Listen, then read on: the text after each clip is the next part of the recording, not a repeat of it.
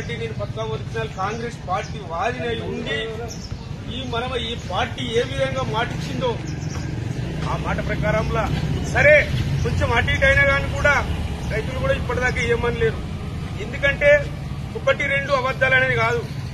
ఈ ఇయర్ అవుతుంది డిసెంబర్ 9 తారీఖు నాడు అన్నారు. ఆ 9 అయింది మళ్ళీ డిసెంబర్కి వచ్చినట్టు ఈ ఓటర్లల్లా మాలాంటి వాళ్ళని మా కాంగ్రెస్ పార్టీ కార్యకర్తల్ని కొట్టంది తక్కువ అవుతుంది. కొట్టంది తక్కువ ఏమో నిలబడి రథం మీద నిలబడి చాలా మాట్లాడుతుంది.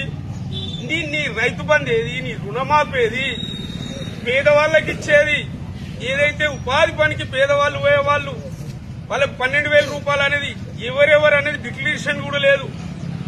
మీ మంచి చేసినవి చెప్తే ఈ తీసుండి చెడువి కూడా నేను కాంగ్రెస్ పార్టీ అని కాదంటలేను. కానీ ఎందుకంటే ఓటర్లల్లా రోడ్డు పోన పోతే దయచేసి మాకు వశపడతలేదు, తిట్లు అవుడవుతుంది. ఇసుంటి అబద్దాలు అద్దు.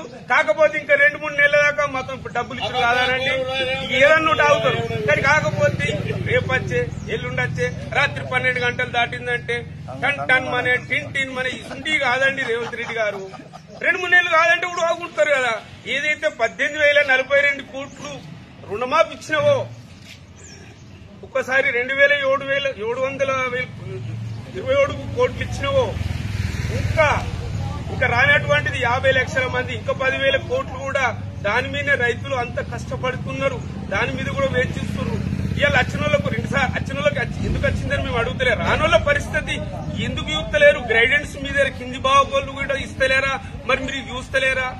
మీడియా మిత్రులు కూడా ఎన్ని కవర్లు చేస్తున్నారు, ఎంత చూస్తున్నారు మీకు అన్ని తెలిసి కూడా ఇటువంటి అబద్దాలు అనేది దయచేసి అద్దు.